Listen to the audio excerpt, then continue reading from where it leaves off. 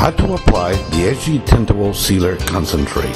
In this video, we're going to demonstrate how the application is. Before you watch this video, we highly recommend that you watch how to prepare the SealGreen SG20 Tintable Sealer. This will help you a lot because you have to have it rigged and ready to go before application. Now, the following will show the various methods and how to apply the Tintable Sealer. The first method is using a small pump sprayer, and the first thing you need to do when you do this is to make sure that you first spray the verticals or faces of the concrete and then followed by a brush to avoid any streaking on the sides. As you spray the surface of the concrete, avoid puddling so it will not run down the sides and create streaks. If you do get running down the side, just use a brush. It will help you erase those streaks while it's still wet. Using a rotating random motion, we apply the sealer to avoid leaving any lines or create any patterning on the floor. As you can see here, he's separating the color now. If you have a larger project, it is recommended to use a airless electric sprayer. Depends how many square feet you're going to be doing, but it's also another way to do something large, like a large driveway, using the rotating pattern to avoid any lines or any streaking on the floor. Keep in mind that you cannot get it all correctly in the first pass, so you may have to do a second light pass to get it even in color. Another way to do it is for smaller projects, but they require a little more color or something like that. You can use a 4-gallon backpack pump sprayer. As you can see here, he is quickly moving through the project by spraying a lighter pattern. As you spray the whole pattern, avoid try to puddling. Sometimes it's not possible, but try to avoid that as much. Having 2 people on the project, usually it moves a lot faster and you have more control. Always brush your verticals to avoid any streaking down the side. As you can see here, the floor now is drying up. In some concrete, the puddling will go away and absorb in other areas. After 24 hours, you can go ahead and use your floor. You will have a matte finished floor with a beautiful color and seal to protect it from the weather. In this video, we're going to show exactly how to do the whole project. This customer wanted this walkway to have a little nicer color, more enhancement to it for the look of his home, and to make the plain gray concrete look more attractive, especially surrounded by the pavers. So what we first start with is by using a cardboard and shielding all the verticals of the faces to get that area. This is what we call trimming. Cardboard will protect you so you don't have to do all the masking and papering like you've seen in some other projects. This is a faster way to do it. As long as you are careful, you will avoid a lot of previous work to that. To get this concrete ready, we had to wash it the day before, allow it to dry. The drier the concrete is, the more absorption is going to be, the better penetration of your color will be into the concrete, the color sealer into your concrete. As you can see here, there's no need to have another bucket of color. You just basically take some of the color and just run it underneath the areas where you are trimming now. If you need more color, just spray a little dab on the side and that will give you enough color to finish that trimming and get it all done in that area. Very important to know is to work in small sections. We typically work in 4x4, 4 square feet by 4 square feet sections to avoid any dry lines as we're getting the sections done. Always trying to figure out where your section is.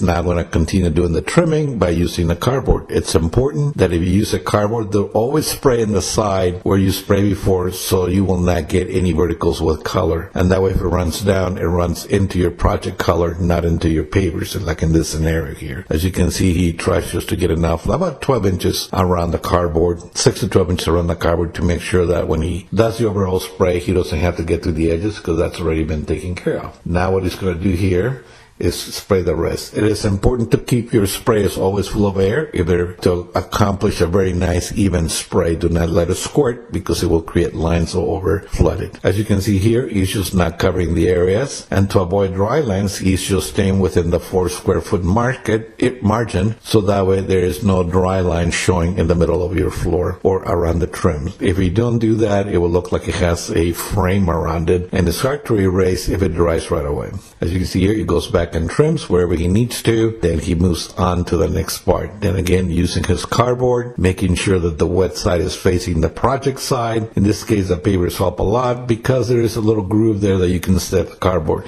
If you don't have one of those, then just place a cardboard on your project and allow for maybe a 1/4 inch margin in the back of it. And you can push that with a brush a lot easier than doing it with a sprayer. Finish your project. That's the division right there where he would call a 4x4 area to work with. And then finish your trimming, touching whatever you need to do. Do not try to cover everything completely the first time because it is not possible. You will come back and do some overlight spraying to cover areas where the color absorb more. This is concrete and it's not predictable or it's going to absorb more or less in what areas. So you have to kind of cover out first and then come back and do the second pass. Now that he's completed with his 4x4 section, he moves to the next one and repeats the same process as you just saw.